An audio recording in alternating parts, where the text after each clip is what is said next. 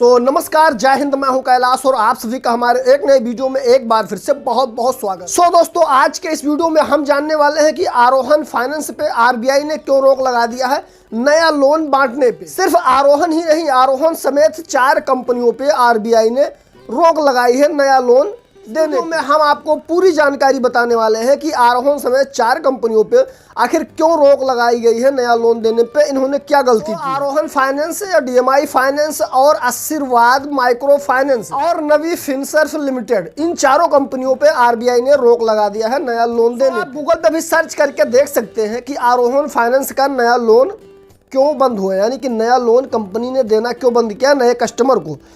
यहाँ पे हमने सर्च किया है तो यहाँ पे क्या बताया जा रहा है कि आरबीआई रिजर्व बैंक ने 21 अक्टूबर 2024 से आरोहन फाइनेंस सर्विस लिमिटेड समेत 4 एनबीएफएससी को लेन देन और वितरित करने पर रोक। मेन कारण इसका क्या है? इसकी वजह से इन कंपनियों ने ज़्यादा ब्याज दरें वसूली और वित्तीय नियमों का पालन नहीं किया है। भाई, अगर आपके आरबीआई के गाइडलाइंस के खिलाफ जाएंगे तो आपको तो ये काम होना ही है, कंपनी तो जाएगी ही घाटे में। इन कंपनियों के अलावा आशीर्वाद micro finance limited, DMI finance private limited और नवी फिनसर्व लिमिटेड को भी लोन देने और वितरित करने पर रोक लगा दी। ये 4 कंपनियां हैं जिन पे आरबीआई ने इस पर रोक लगाई है, इन चारों कंपनियों पे नया लोन देने। आरबीआई के खिलाफ अगर आप काम करेंगे तो आपको तो नुकसान होने ही वाला है। अब मान लीजिए डीएमआई फाइनेंस कंपनी है, अब ये ज़्यादातर सैमसंग की मोबाइल को फाइनेंस करती है और पर्सनल लोन भी ये कंपनी देती है।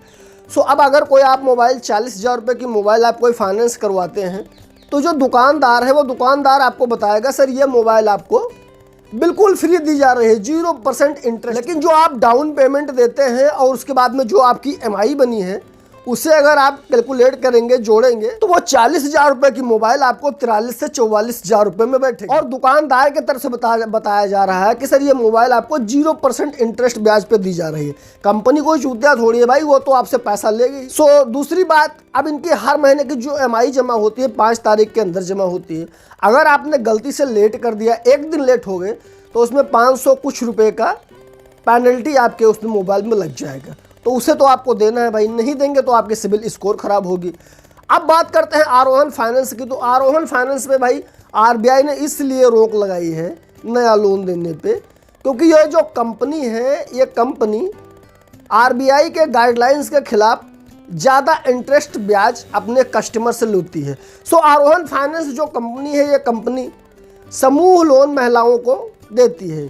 अब समूह लोन लेने के लिए कम से कम 5-6 महिलाओं का होना जरूरी है, तभी आप समूह लोन अप्लाई कर पाते थे आरोहन फाइनेंस में। अभी बहुत सारी कंपनियां हैं जो समूह लोन दे रही हैं, जैसे चैतन्य है, बजाज फाइनेंस है, अवंती फाइनेंस है।